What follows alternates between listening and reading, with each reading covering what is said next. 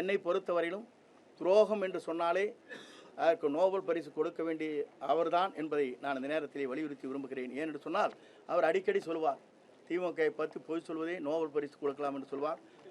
எல்லோரையும் துரோகம் செய்கின்ற நோபல் பரிசு யாருக்கு கொடுக்க வேண்டும் என்று சொன்னால் மாண்பு எடப்பாடியாருக்கு தான், எடப்பாடி பழனிசாமிக்கு தான் கொடுக்க முடியுமே தவிர யாருக்கும் கொடுக்க இயலாது தமிழ்நாட்டை பொறுத்தவரை என்பதை நான் இந்த நேரத்திலே வலியுறுத்தி என் உரையை நிறைவு செய்கிறேன்.